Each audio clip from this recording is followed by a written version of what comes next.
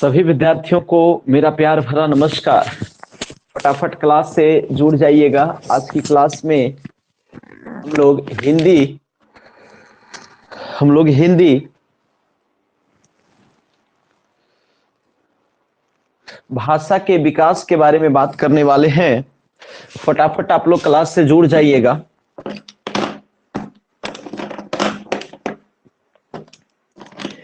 जैसा कि आप लोग जान रहे हैं कि हम लोगों का अब जो है वो पद शिक्षण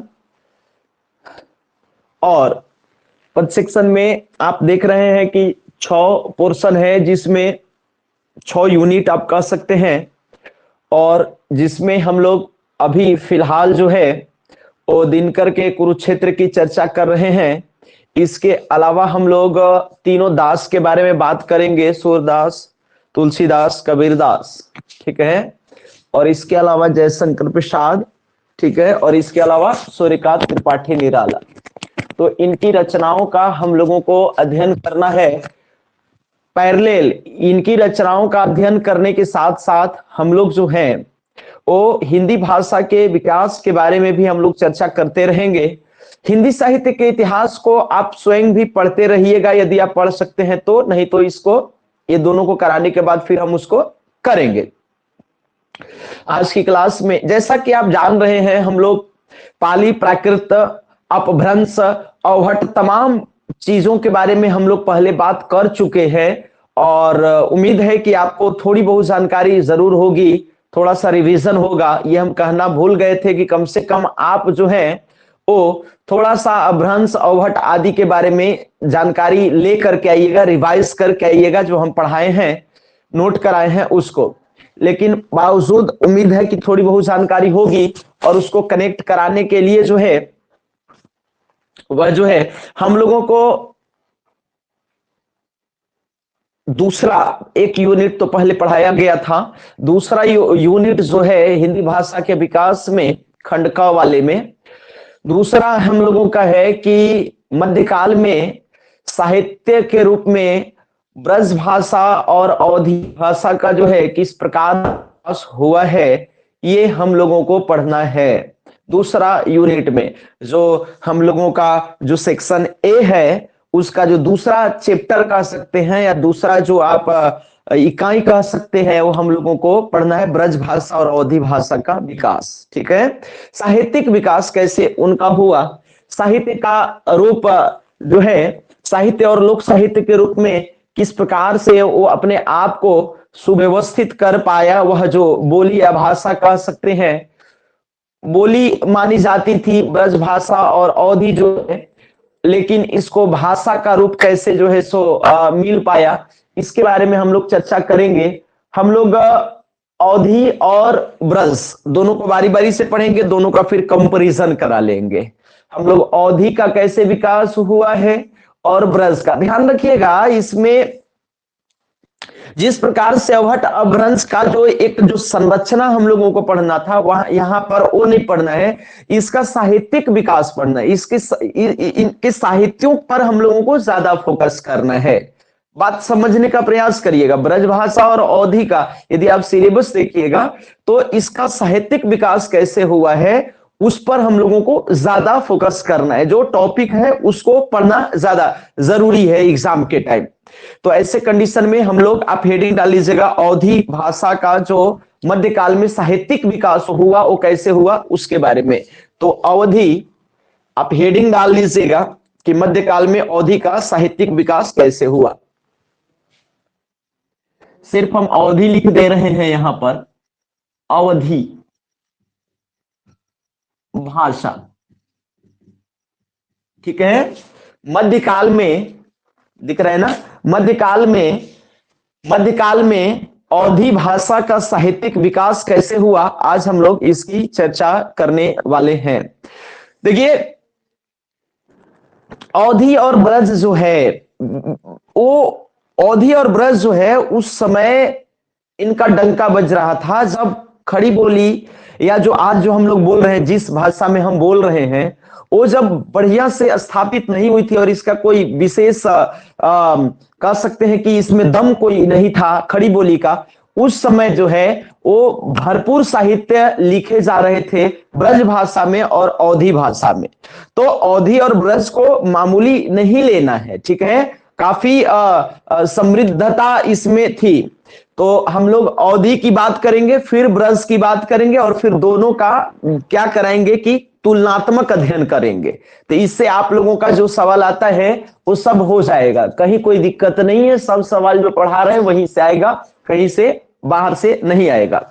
तो जो अवधि की जहां तक बात है, तो ये कैसे निकली है ये थोड़ा सा आपको समझ लेना होगा। पहले तो आप जानिए कि जैसे हिंदी की यदि बात करते हैं, एक हम आपको इस तरीके से एक ग्राफ टाइप से बनाएंगे, इसको थोड़ा सा इधर कर लेते हैं। जैसे मान लीजिए हिंदी की आप बात करिएगा, ठीक है, तो हिंदी को जो है वो हम लोग पश्चिमी हिंदी, पूर्वी हिंदी, राजस्थानी हिंदी, बिहारी हिंदी और पहाड़ी हिंदी के रूप में विभाजित करके समझ लेते हैं कि हिंदी का ऐसे ऐसे विकास हुआ है, या हिंदी का ऐसे बंटवारा आप करके अलग अलग हिंदी के अलग अलग जो है वो जो विविध स्वरूप है उसको आप समझ पाएंगे। हिंदी का कई गो रूप आपको देखने को मिलेगा, 5 गो। कौन कौन? एगो आपको पूर्वी हिंदी, दूसरा आपको पश्चिमी हिंदी, 2 गो आप कर लीजिए, एगो राजस्थानी, एगो बिहारी और एगो पहाड़ी। बात समझ रहे हैं? नहीं समझ रहे हैं? बात समझ रहे कि नहीं समझ रहे? नहीं समझ रहे। अभी आपको भारत का मानचित्र हमको जो है करना पड़ेगा, ऐसे आप समझिएगा। एक भारत का पहले से मानचित्र बनाया हुआ है, यहां पर हम आपको इसके माध्यम से आपको यहां एक भारत का पहले से मानचित्र बनाया हुआ था, हिस्ट्री की क्लास ले रहे थे, तो ये इसको हम फट से आपको कनेक्ट करने का प्रयास करेंगे। देखिएगा, आप ऐसे समझिएगा, इसको हमको मिटाना पड़ेगा।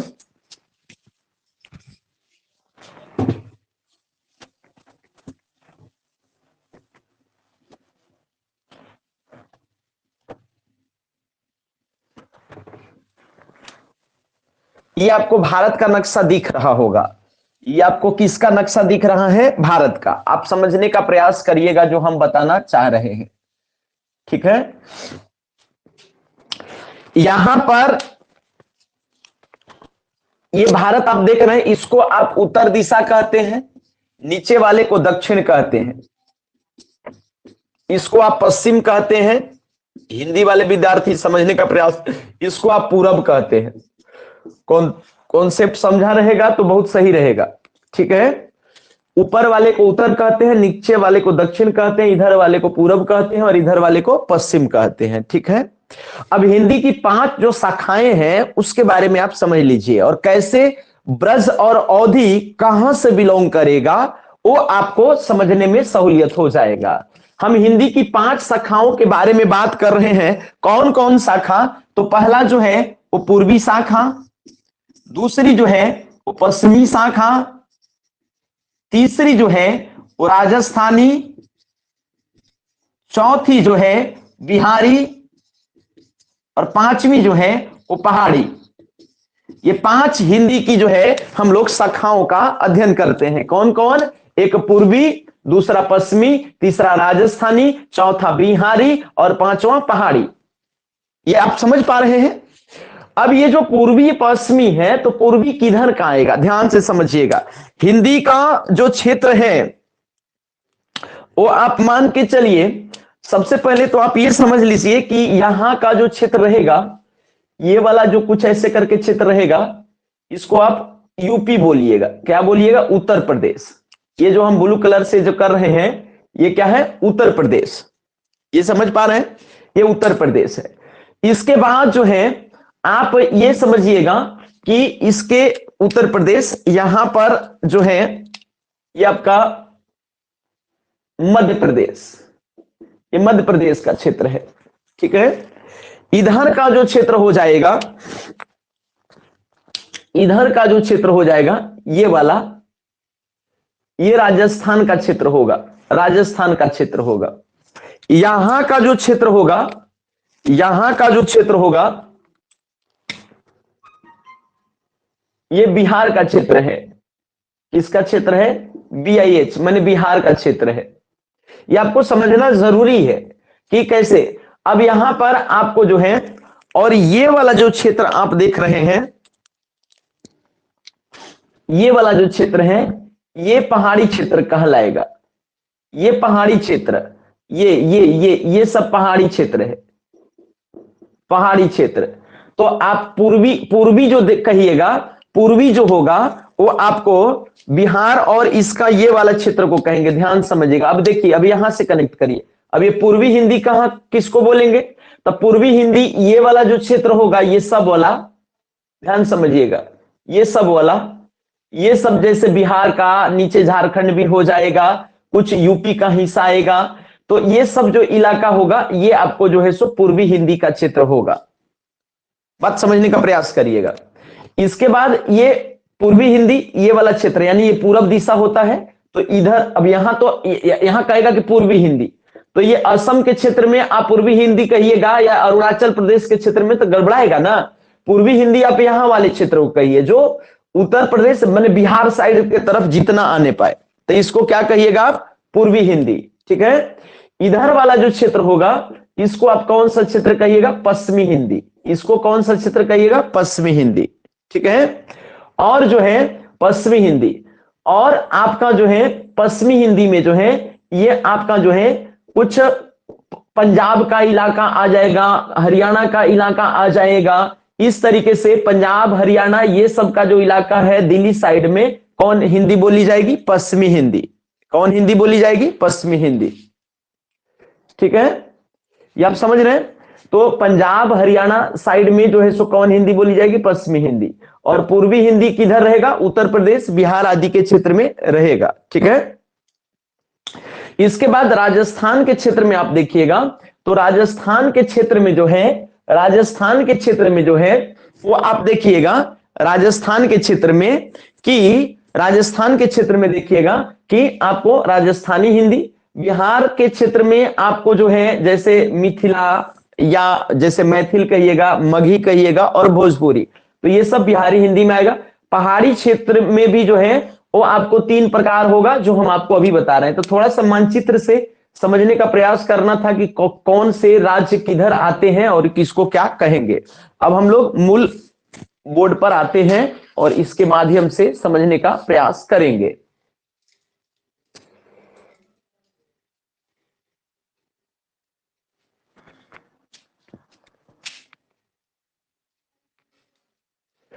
तो मानचित्र में आप लोग ये समझ रहे होंगे। अब आप देखिएगा, तो हिंदी को जो है हम लोग 5 भागों में बांट सकते हैं। कैसे बांटिएगा? ऐसे, एक को पश्चिमी कह दीजिए, एक को क्या कह दीजिएगा? पश्चिमी हिंदी कह दीजिएगा। दूसरा को जो है वो आप राजस्थानी कह दीजिए। तीसरा को जो है वो आप BIH बिहारी कह दीजिए। तीसरा को जो है, चौथा को जो है वो पहाड़ी कह दीजिए। और पांचवा को जो है वो क्या कह दीजिए? पूर्वी हिंदी कह दीजिए। इस प्रकार से आप देख रहे हैं कि जो है वो हिंदी को 5 भागों में हम लोग बांटते हैं। पश्चिमी हिंदी, राजस्थानी हिंदी, बिहारी हिंदी, पहाड़ी हिंदी और पूर्वी हिंदी। आप देख रहे हैं हिंदी को हम लोग पश्चिमी हिंदी, राजस्थानी हिंदी, बिहारी हिंदी, पहाड़ी हिंदी और पूर्वी हिंदी ऐसे करके बांटते हैं। ब्रज भाषा किधर से बिलोंग करेगा और जो हमारा जो ये अवधी भाषा है वो किधर से बिलोंग करेगा, ये आपको तभी समझ में आ पाएगा अच्छे से जब आप इसको समझे रहिएगा। ठीक है। तो ये हिंदी जो है वो आपको पश्चिमी, राजस्थानी, बिहारी, पहाड़ी और पूर्वी हिंदी के रूप में इसको हम लोग क्या कर सकते हैं? बांट सकते हैं।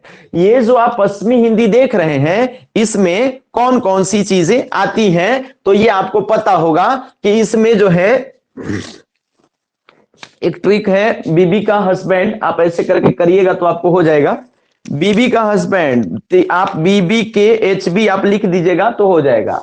जैसे BBKHB माने हस्बैंड, तो बीबी के हस्बैंड। बी मने क्या हो जाएगा, बुंदेली। ये ट्रिक मैं बता दे रहा हूं, बुंदेली की पश्चिमी हिंदी में क्या आएगा, एक आएगा ब्रज, दूसरा आएगा, तीसरा आएगा कन्नौजी, आ जाएगा हिंदुस्तानी, ठीक है, और ये आ जाएगा बांगरू, ये आ जाएगा बांगरू।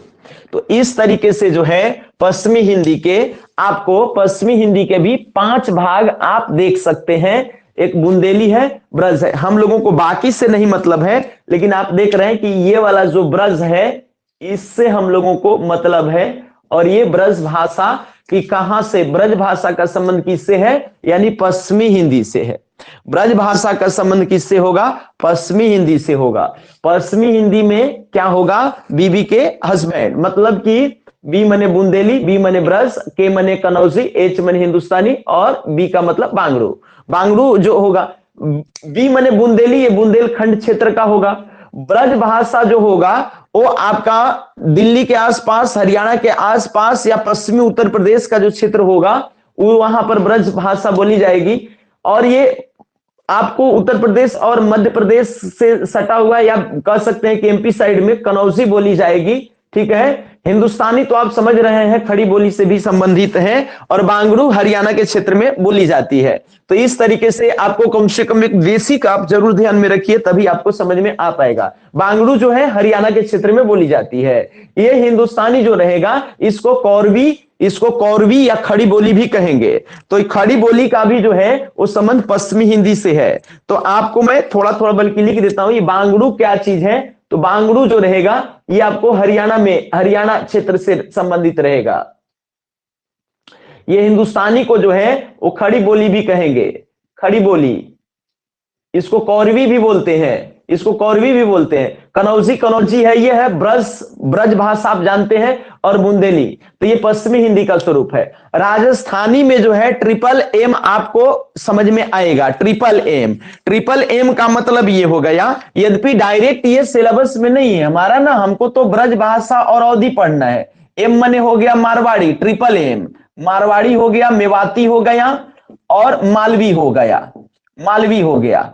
ये आप कम से कम जरूर याद रखिएगा। राजस्थानी भाषा में जो है ट्रिपल एम, आप जो है मारवाड़ी, मेवाती, मालवी आदि भाषा जो है वो कहां से है, अरे मारवाड़ क्षेत्र कहां से है, राजस्थान का है। मेवात कहां है, राजस्थान में है। मालवा का जो क्षेत्र है यद्यपि मध्य प्रदेश में होता है, लेकिन मालवी जो भाषा है वो राजस्थानी से संबंधित है। तो ये चीज है। तो राजस्थानी बोली में मारवाड़ी, मेवाती, मालवी, जयपुरिया ये सब आता है।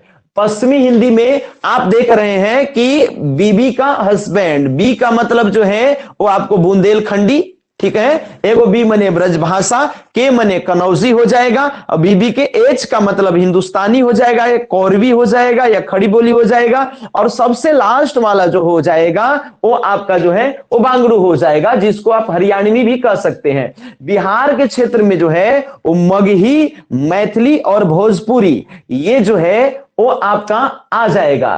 तो बिहारी भाषा की यदि बात करिएगा तो 3 जो है सो इसकी बोलियों को आप कर सकते हैं। कौन कौन सर, तो मगही, मैथिली और भोजपुरी। सिर्फ भोज लिख दे रहा हूं, भोजपुरी, ये आप समझ सकते हैं। पहाड़ी में जो है वो 3 प्रकार की पहाड़ी बोलियां होती हैं, एक पश्चिमी पहाड़ी, एक पूर्वी पहाड़ी और एक मध्य पहाड़ी। पश्चिमी पहाड़ी, पूर्वी पहाड़ी और मध्य पहाड़ी। भारत का यदि मानचित्र यदि आपको थोड़ा सा यदि पता है, जैसे मान लिया जाए कि एक छोटा सा बना रहा हूं, जैसे मान लीजिए कि इस तरीके का यदि भारत का मानचित्र है,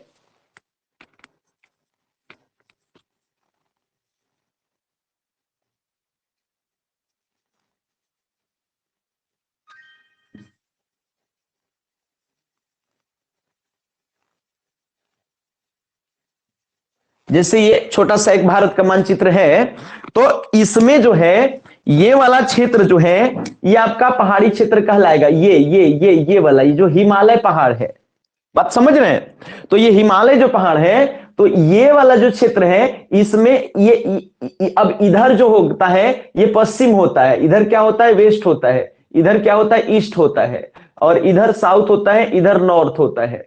तो ये वाला जो पहाड़ी क्षेत्र का जो ये वाला जो हिस्सा होगा फर्स्ट वाला, इसको हम लोग पश्चिमी पहाड़ी क्षेत्र कहेंगे, और बीच वाला जो होगा उसको हम लोग मध्य पहाड़ी क्षेत्र कहेंगे, और सबसे इधर वाला जो होगा पहाड़ी उसको हम लोग पूर्वी पहाड़ी क्षेत्र कहेंगे। तो ये पहाड़ी भी 3 वेराइटी का हो जाएगा। पहाड़ी एगो पश्चिमी पहाड़ी, मध्य पहाड़ी और पूर्वी पहाड़ी। नहीं समझ पा रहे हैं?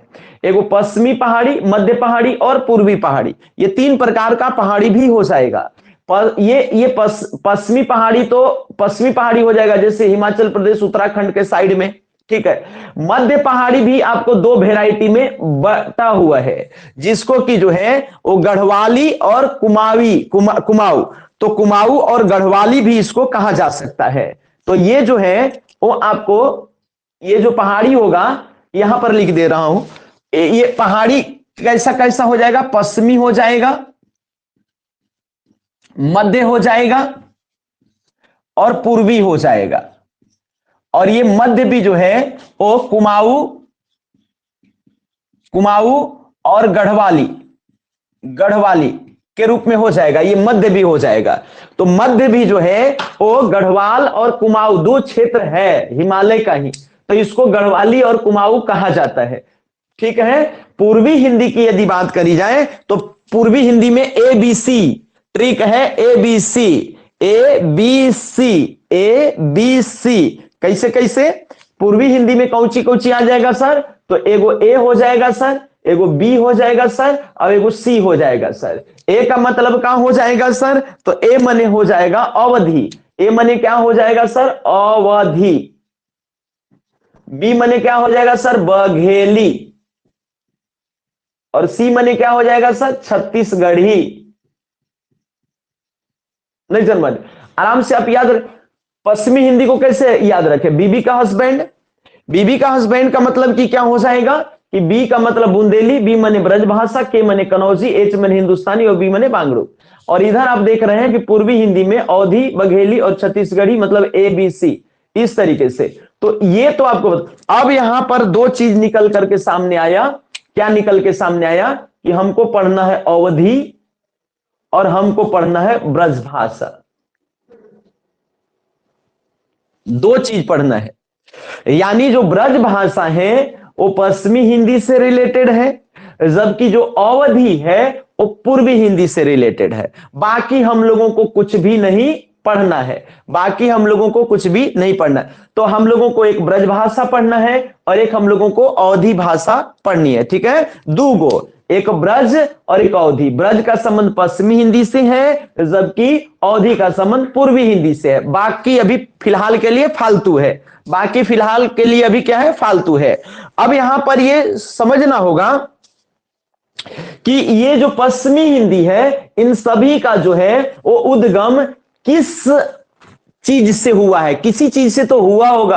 तो आप जानते हैं कि आप अपभ्रंश का ही जो है वो विकसित रूप जो है ये पश्चिमी हिंदी, और जो है वो आपको विशेष करके जो है पूर्वी हिंदी है। तो इसमें जो है आपको एक चीज नोट करके लिख लीजिएगा आप कि ये जो भी आप पश्चिमी हिंदी का देख रहे हैं, ये सौर सेनी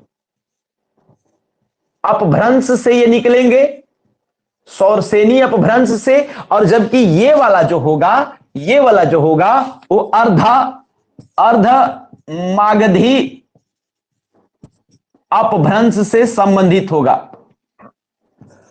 अपभ्रंश से संबंधित होगा। ध्यान समझिए, ये हो गया सौरसेनी अपभ्रंश और ये हो गया अर्धमागधी अपभ्रंश। सौरसेनी अपभ्रंश का मतलब क्या कि सौर से अपभ्रंश का वैरायटी है, तो सौरसेनी अपभ्रंश जो है से पश्चिमी हिंदी का संबंध है, जबकि अर्धमागधी अपभ्रंश से संबंधित है पूर्वी हिंदी। फिर से समझ लीजिए, पश्चिमी हिंदी का संबंध सौरसेनी अपभ्रंश से है, जबकि पूर्वी हिंदी का संबंध आर्य मागधी अपभ्रंश से है। बाकी हम लोगों को जानना ही नहीं है, क्योंकि राजस्थानी, बिहारी और पहाड़ी आप लोगों को कोई लेना देना इससे नहीं है, क्योंकि आप हिंदी पढ़ रहे हैं, न कि आप मेवाती मालवी। बस हम ये दिखा रहे थे कि इसका कहां से प्रादुर्भाव हुआ है, कैसे इसका लिंक हो सकता है। लिंक आपको अब समझ में आ रहा होगा कि हम लोगों को ब्रज भाषा पढ़ना है और हम लोगों को क्या पढ़ना है, अवधी पढ़ना है। ब्रज भाषा जो है वो पश्चिमी हिंदी से रिलेटेड है, वहीं पर जो है वो हमारा जो अवधी है ये पूर्वी हिंदी से रिलेटेड है। ब्रज भाषा जो है वो जहां सौरसेनी अपभ्रंश से रिलेटेड है, सौरसेनी अपभ्रंश से रिलेटेड है, वहीं पर जो है वो हमारा जो है वो ये जो अवधी है ये आर्य मागधी अपभ्रंश से रिलेटेड है। तो ये तो आप यहां तक समझ गए होंगे कि ब्रज भाषा पश्चिमी हिंदी या और सौरसेनी अपभ्रंश से रिलेटेड है, वहीं अवधी जो है वो पूर्वी हिंदी और अर्ध मागधी अपभ्रंश से रिलेटेड है। जब भी टी करने के लिए आएगा तो ब्रज भाषा मतलब कि पश्चिमी हिंदी, ब्रज भाषा मतलब सौरसेनी अपभ्रंश। यदि आएगा अवधी का उद्गम तो पूर्वी हिंदी का ये रूप है, और यानी ये अर्ध मगधी अपभ्रंश से निकला हुआ होगा। इतना आपको समझ में आ रहा होगा, ठीक है। अब हम लोग जो है पढ़ने का प्रयास करेंगे धीरे धीरे कि किस प्रकार से। अब हम ले लेंगे, अभी जो है हमारा आज का टारगेट है अवधि का। आज का क्या हमारा टारगेट है, अवधि। अवधि के बाद फिर तब हम लोग ब्रज भाषा पे आएंगे, आहिस्ता आहिस्ता, अकबकाना नहीं है। अवधि, अब हम लोग अवधि का जो है वो किस प्रकार से मध्यकाल में जो है अवधि जो है वो किस प्रकार से मध्यकाल में जो है एक साहित्यिक स्वरूप जो में जो है सो आई है। ये भाषा जो है बोली पहले मानी जाती थी, ठीक है, और कुल मिलाकर के जो है वो कई 100 सालों तक जो है वो अवधि का जो विस्तार क्षेत्र रहा वो काफी पूर्वी हिंदी में जो है वो अवधि बहुत इंपॉर्टेंट है। पूर्वी हिंदी में अवधि बहुत इंपॉर्टेंट है और पश्चिमी हिंदी में ब्रज भाषा बहुत इंपॉर्टेंट है। ये दोनों हम लोगों को पढ़ना है, ठीक है। पूर्वी हिंदी में हम लोगों का अवधि इंपॉर्टेंट है, पश्चिमी हिंदी में ब्रज भाषा इंपॉर्टेंट है, और दोनों हम लोगों को सिलेबस में रखा हुआ है। हम लोग बात करेंगे अवधि का मध्यकाल में जो है, मध्यकाल में अवधि का साहित्यिक स्वरूप कैसे हुआ। आप हेडिंग अब डाल लीजिए मेन जो है कि मध्यकाल में अवधि भाषा का, अवधि का साहित्यिक विकास कैसे होता है। साहित्यिक विकास जो है, विकास कैसे होता है, हम लोग अब इसकी चर्चा करेंगे, ठीक है। ये आप हेडिंग अब डालेंगे, ये आप हेडिंग डालिएगा।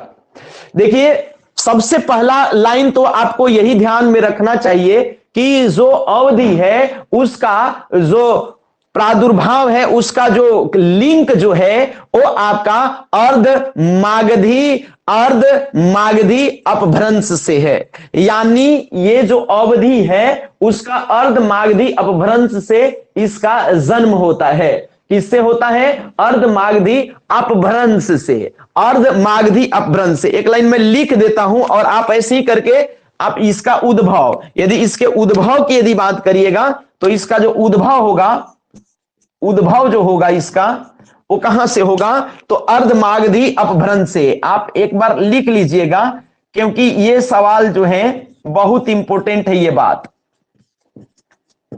अपभ्रंश से, इसका उद्भव किधर से होगा सर, तो अर्ध मागधी। यदि हम डायरेक्ट आपको पढ़ाते समझाते तो नहीं समझ में आता, इस तरीके से आपको समझ में आ रहा होगा कि कैसे अर्ध मागधी अपभ्रंश से इसका अवधि का जो है वो प्रादुर्भाव हुआ है। इसको अलग अलग जगहों पर अलग अलग नाम से भी जाना जाता है अवधि को। तो अवधि के अन्य नाम जो है आप लिखिएगा, अन्य नाम, अवधि के अन्य नाम क्या क्या हो सकते हैं। तो अवधि के अन्य नाम, इसको हम लोग कौशली, पूरबिया और बेंसवाड़ी भी कहते हैं। इसको हम लोग क्या क्या कहते हैं, कौशली कहते हैं, अभी बता रहे हैं कि क्यों कहते हैं, पूरबिया भी कहते हैं, प्लस में इसको हम लोग बेंसवाड़ी भी कहते हैं।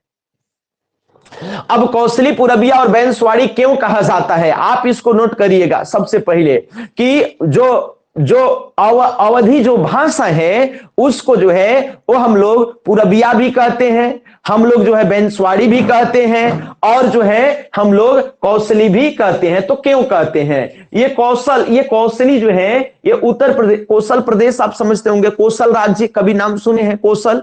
तो ये कौशल जो प्रदेश होता है ये उत्तर प्रदेश के ढेर सारे जिलों से संबंधित होता है। जैसे विशेष करके जो है अयोध्या का आप नाम सुने होंगे, अयोध्या फैजाबाद नाम सुने हैं।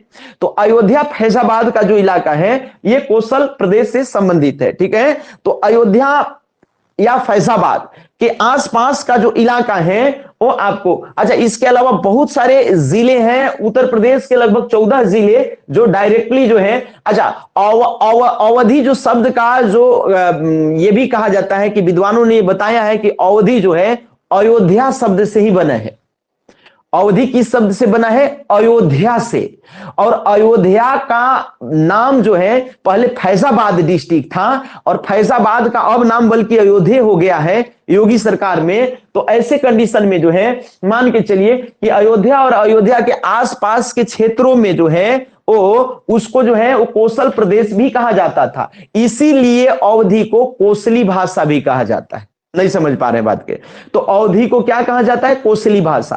कोसली क्यों? क्योंकि कौशल प्रदेश की भाषा है ना, यानी उत्तर प्रदेश के 14-15 डिस्ट्रिक्ट जो अयोध्या के आसपास के हैं उसको जो है वो जो क्षेत्र है उसको पहले कौशल प्रदेश कहा जाता था, और कौशल प्रदेश का ये भाषा है इसलिए इसको कोसली कहेंगे।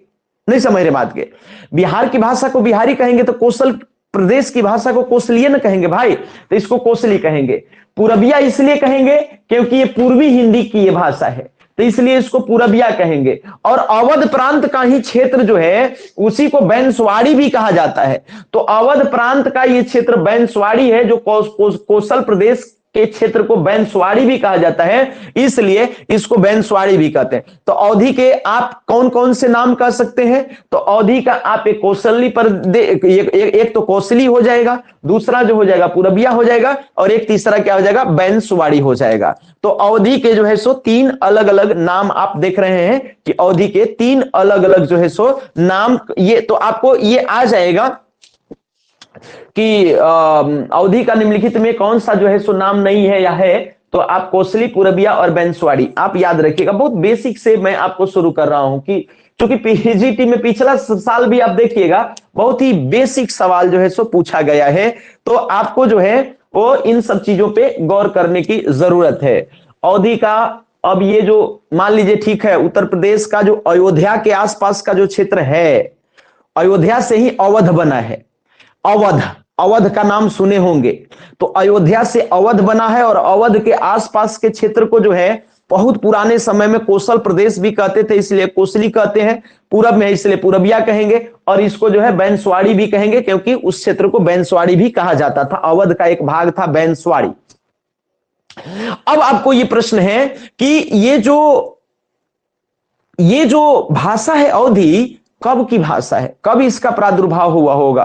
तो ऐसे इसका कहा जाता है कि इसका उद्भव जो है वो मान के चलिए कि 1000 से 1100 ईस्वी के आसपास जो है इसकी शुरुआत हो रही थी।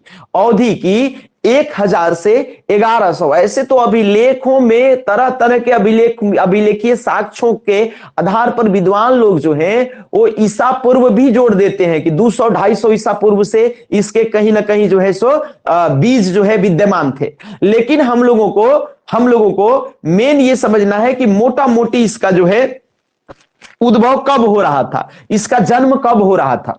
बीज मान लीजिए कि 2 साल से कहीं पड़ा हुआ है, उससे क्या लेना देना है, वो अंकुरण उसमें कब हुआ ये जानना है। तो इसका जो अंकुरण जो हुआ ये हुआ 1000 से लगभग 1100 ईस्वी के आसपास, 1000 से 1100 ईस्वी के आसपास। तो इस तरीके से जो है इसके यदि उत्पत्ति के बारे में यदि बात कर ली जाए थोड़ी सी उत्पत्ति, तो उत्पत्ति जो होगी वो कब होगी सर? तो आप लिखिएगा कि 1000 से 1100 ईस्वी के आसपास, ठीक है, 1000 से 1100 ईस्वी, ठीक है। यदि हम लोग इसके विकास के क्रम की बात करें, ये तो उत्पत्ति हो गया, ठीक है, ये बीज इसका जो है वो अंकुरित हो गया, प्रस्फुटित हो गया, ठीक है, कितना 1000 से 1100 ईस्वी के आसपास। तो यदि सवाल इस तरीके का आता है कि इसका जो उद्भव है वो कि कब से लगभग माना जाए, तो 1000 से 1100 ईस्वी के आसपास इसकी शुरुआत हो रही है। इसका विकास जो है वो 3 चरणों में आप मान सकते हैं, 3 चरणों में। एक वो जो है प्राचीन काल से संबंधित, एक मध्यकाल, एक मध्य स्थिति और इसकी आधुनिक स्थिति। प्राचीन का मतलब जो आप आदि काल और मध्यकाल और ये जो आप पढ़ते होंगे आधुनिक, उसको नहीं कह रहे, मतलब इसका उद्भव यदि 1000 से हुआ है तो 1000 से लेकर के और 1400 माने 1000 ईस्वी से लेकर के 1400 ईस्वी को अवधि का आदि काल आप कहिएगा या प्राचीन काल कहिएगा। तो अवधि भाषा का जो प्राचीनतम स्वरूप जो मिलता है वो 1000 से 1400 ईस्वी के बीच में मिलता है। इसके बाद जो है 1400 से लेकर के 1700 का बीच का जो स्थिति है इसको मध्यकाल कहेंगे, अवधि का मध्यकाल कहेंगे। और जो है 1700 ईस्वी से लेकर के और अभी तक का जो है 2022 तक का जो स्थिति है उसको हम लोग अवधि का आधुनिक काल कहेंगे। तो अवधि के 3 भागों में आप बांटिएगा, 1000 से लेकर के 1400 ईस्वी तक, 1400 ईस्वी से 1700 ईस्वी तक और 1700 से लेकर के अभी तक। यानी इसके विकास को 3 हिस्सों में हम लोग बांट सकते हैं। इसके विकास को दूसरे हिसाब से भी बांटा जाता है। मलिक मोहम्मद जायसी जो थे, ठीक है, पद्मावत की रचना किए थे, तुलसीदास के समकालीन थे, ठीक है, और वो जो है कुछ पहले ही जो है पद्मावत की रचना किए थे। तो पद्मावत के काल से पूर्व एक, पद्मावत के काल का और एक पद्मावत के बाद का, यानी जायसी पूर्व, जायसी का काल और जायसी के बाद का काल, ऐसे भी अवधि को बांटा जा सकता है या बांटते हैं विद्वान लोग। तो ये जो अवधि का जो काल है उसका जो विकास जो हुआ है वो 1000 ईस्वी से इसकी शुरुआत हुई है और इसके विकास को हम लोग 3 भागों में बांट सकते हैं। 1000 से 1400 साल तक, 1400 ईस्वी से लेकर के 1700 ईस्वी तक और 1700 ईस्वी से लेकर के अभी तक। तो 3 भागों में अवधि के विकास को हम लोग बांट सकते हैं, ठीक है, ठीक है। तो अवधि का विकास जो है वो हम लोग कितने भागों में बांटेंगे, तो अवधि का जो विकास है, अवधि का विकास को हम लोग 3 भागों में बांट सकते हैं। कैसे बांटेंगे, ऐसे बांट सकते हैं। एक जो हो जाएगा अवधि का, ये आरंभिक काल हो जाएगा, अवधि का आरंभिक काल हो जाएगा। दूसरा जो हो जाएगा वो आपका मध्यकाल हो जाएगा, अवधि का ध्यान दीजिएगा मध्यकाल हो जाएगा। और तीसरा जो हो जाएगा वो हो जाएगा आधुनिक काल। क्या हो जाएगा सर, आधुनिक काल। अवधि का हो जाएगा आधुनिक काल।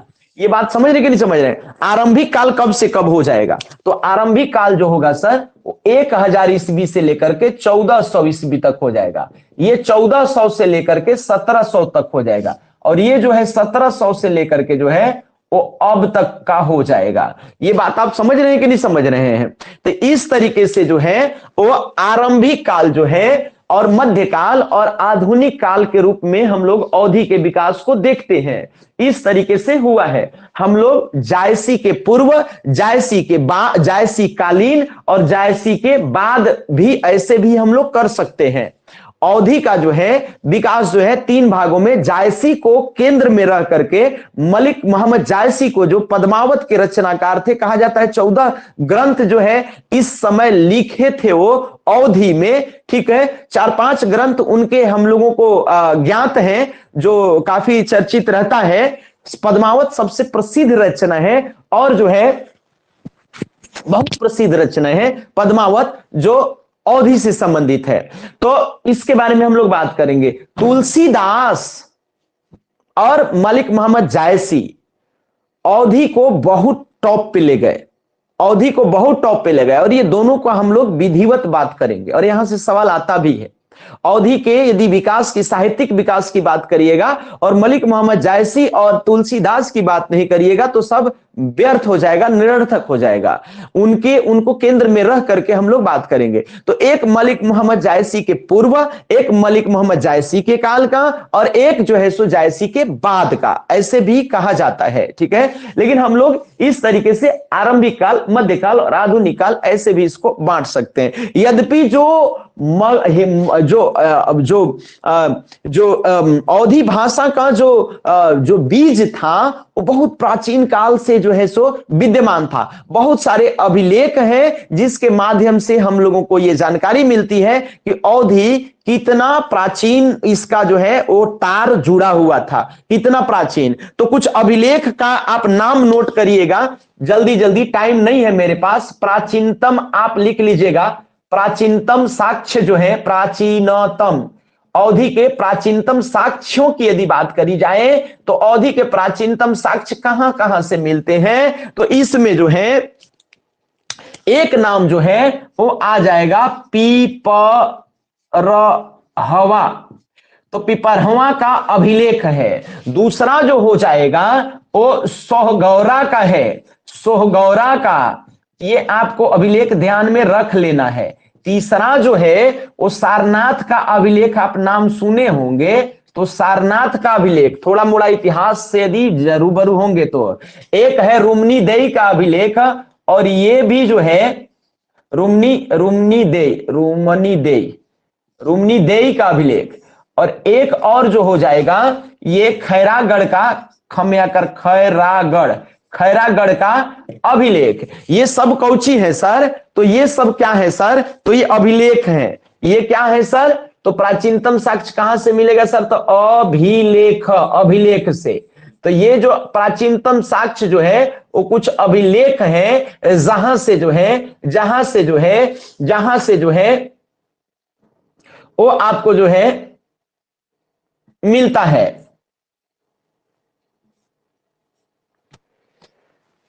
तो अभिलेखीय साक्ष्यों की यदि बात करी जाए तो आप जो है वो पीपरहवा, सोहरगौरा, सारनाथ, ये सब आपको अभिलेख को क्या कर लेना है कि ध्यान में रख लेना है।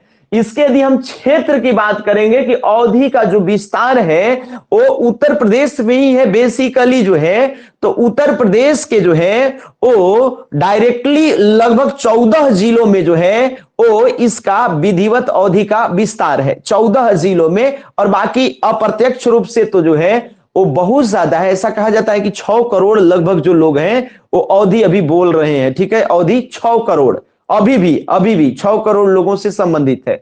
उतना हम लोगों को नहीं जाना है। हम लोगों को अयोध्या फैजाबाद के आसपास के जो निकट के जो जिले हैं वो कौन कौन से जिले हैं जहां पर डायरेक्टली अवधि बोली जाती है या फिर जो है अवध का क्षेत्र कहा जाता है। तो उत्तर प्रदेश का जो कोसल जो राज्य है, कोसल जो क्षेत्र है, उसको सबसे पहले हम लोग देख लेंगे। और कोसल प्रदेश में जो है वो कौन कौन सा आएगा, और इसके बाद जो है वो एक बैंसवाड़ी आएगा जगह। तो कोसल प्रदेश में जो है वो कौन कौन से जिला आ जाएगा? लखीमपुर खीरी है, बहराइच है, उन्नाव है, अयोध्या फैजाबाद का डिस्ट्रिक्ट है, बहुत सारे डिस्ट्रिक्ट हैं जहां पर। तो थोड़ा सा हम ये लिख देते हैं कि अवधि का जो है अवधि भाषा का क्षेत्र क्या क्या है। अवधि भाषा का क्षेत्र, तो अवधि भाषा के यदि क्षेत्र की यदि हम लोग बात करें तो थोड़ा सा जो है अवधि भाषा का क्षेत्र, ये आप हेडिंग डालिएगा, अवधि भाषा का क्षेत्र कौन कौन हो सकता है। इसको हम लोग 2 भागों में बांट सकते हैं अवधि भाषा के क्षेत्र को। एक तो हो जाएगा हमारा कोसल प्रदेश, कोसल क्षेत्र। दूसरा जो हो जाएगा वो हो जाएगा बैंसवाड़ी। ये 2 जगह हमारा हो जाएगा। इसमें लखीमपुर खीरी सबसे पहला डिस्ट्रिक्ट है। लखीमपुर खीरी, एक मिनट, लखीमपुर खीरी जो है बहराइच हो गया, लखीमपुर खीरी हो गया, बहराइच हो गया, गोंडा डिस्ट्रिक्ट हो जाएगा लखीमपुर खीरी। लखीमपुर सिर्फ लिख रहा हूं, खीरी लिख लीजिएगा। बहराइच जो इंपोर्टेंट डिस्ट्रिक्ट है, गोंडा, ये सब उत्तर प्रदेश के डिस्ट्रिक्ट हैं। बाराबंकी, उन्नाव, नाम सुने होंगे, उन्नाव डिस्ट्रिक्ट, फैजाबाद तो इंपोर्टेंट है, ये इसको जरूर आपको ध्यान में रखना है। इसके अलावा बहुत सारे डिस्ट्रिक्ट हैं, जैसे प्रतापगढ़ का भी आप नाम लिख सकते हैं, या फिर आप रायबरेली का नाम लिख सकते हैं, रायबरेली का नाम लिख सकते हैं। बहुत सारे डिस्ट्रिक्ट हैं जो आपको इससे रिलेटेड है, इंपोर्टेंट है। तो इसको जो है आपको नहीं दिख रहा होगा, हमको इसको नीचे करना पड़ेगा। तो आप इसको जो है एक बार देख लीजिए और आप नोट कर लीजिए। लखीमपुर खीरी है, बरहाइच है, गोंडा है, बाराबांकी है, उन्नाव है, फैजाबाद है, प्रतापगढ़ है, रायबरेली है। ये सब आपके लिए महत्वपूर्ण डिस्ट्रिक्ट हैं, जो क्या है, जो क्या है कि ये सब जो डिस्ट्रिक्ट हैं, ये सब जो डिस्ट्रिक्ट हैं, ये कोसल क्षेत्र के अंतर्गत आते हैं। कोसल प्रदेश पहले प्राचीन काल में ये कोसल महाजनपद होता था। बैंसवाड़ी जो इलाका है ये अवध का एक भाग है। बैंसवाड़ी का आपको डिस्ट्रिक्ट नहीं कराना है, ये अवध का एक क्या होता था, भाग होता था, इसलिए बैंसवाड़ी। तो अवधी भाषा का क्षेत्र आप देख रहे हैं, 6 करोड़ लगभग लोग जो हैं इसको अभी बोल रहे हैं। तो ये कोई मजाक नहीं है, इसलिए जो है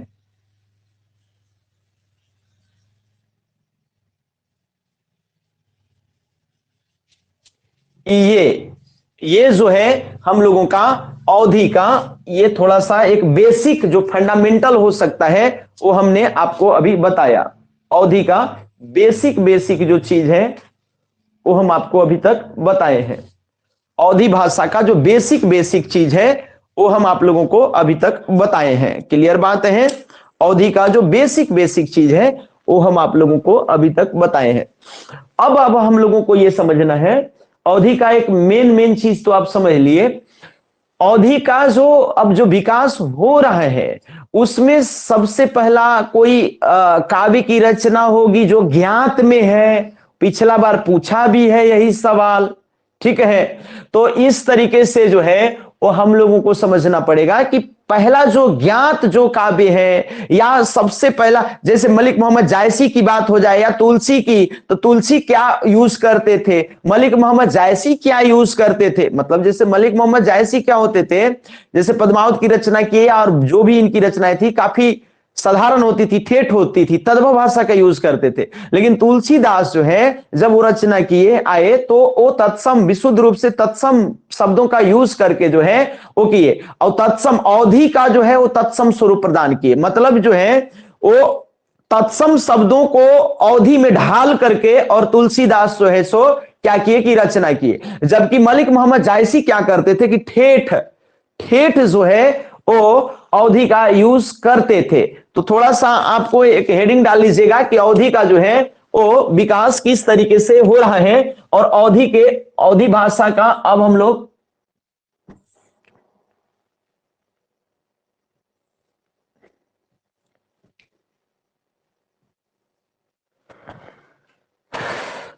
अवधि भाषा का जो है वो किस तरीके से विकास। सबसे पहला अब ये जानना है कि अवधि भाषा का जो है वो सबसे पहली बार एक भाषा के रूप में अवधि जो शब्द है वो कौन जगह पर यूज हुआ कि अवधि भाषा भी है। ये तो हम लोग अवधि का हम लोग देखें कि जन्म कैसे कैसे हुआ।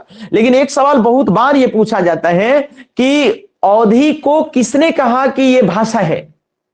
अवधि भाषा भी हो सकती है, भाषा का एक रूप में किसने दर्जा दिया सबसे पहली बेर, किसकी रचनाओं में जो है सो पता चलता है।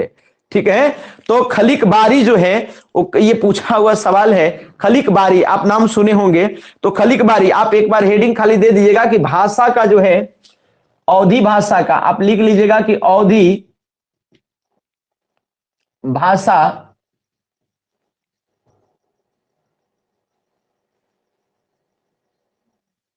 को अवधि को भाषा के रूप में ऐसे लिखिए, अवधि को भाषा, एक मिनट, अवधि को आप लिख लीजिएगा अवधि को भाषा के रूप में प्रथम स्पष्ट उल्लेख किसने किया था। स्पष्ट उल्लेख जो है वो कहां हुआ है, या कब हुआ है। तो खलिक बारी जो है वो सबसे आपको इंपोर्टेंट है, इसके अलावा और कुछ है। और खलिक बारी के रचनाकार हमको लगता है कि कुछ लोग जानते होंगे और नहीं जानते हैं, तो कोई बात नहीं, कितने लोग बता देंगे कि खलिक बारी का जो है पहला खलिक बारी है और दूसरा रहेगा वो रहेगा उक्ति व्यक्ति प्रकरण। उक्ति व्यक्ति, इसको लिख लेने दीजिए, उक्ति व्यक्ति प्रकरण। प्रकरण ये दो जो है जगहों पर खलिक बारी और उक्ति व्यक्ति प्रकरण में जो है वो मिलता है। तो ये जो खलिक बारी है, यदि किसी को जानकारी है, चूंकि ये बहुत पॉपुलर है और कई बार एग्जाम में पूछा गया है, खलिक बारी के रचनाकार कौन है? अमीर खुसरो। बहुत बढ़िया, गुड, बहुत बढ़िया। तो अमीर खुसरो जो है वो खलिक बारी और जो है उक्ति व्यक्ति प्रकरण ये किसने लिखा है, ये कौन आप बताएगा? दामोदर पंडित। बहुत बढ़िया, गुड, दामोदर शर्मा या दामोदर पंडित। तो ये खलिक बारी जो है वो आपके, ये खलिक बारी अमीर खुसरो का है। किसका है सर? अमीर खुसरो। नाम सुने होंगे, कोई मजाक व्यक्ति नहीं है ये। और एक है आपको उक्ति व्यक्ति प्रकरण कौन लिखेगा? दामोदर पंडित या दामोदर शर्मा जो कह लीजिए, दामोदर पंडित भी इनको कहा जाता है। दामोदर शर्मा लिख दे रहा हूं, दामोदर पंडित भी इनको कहा जाता है। ठीक है। एक और है जिसको जो याद आ रहा है कि एक रोड़ा ने लिखा था राउल बेल।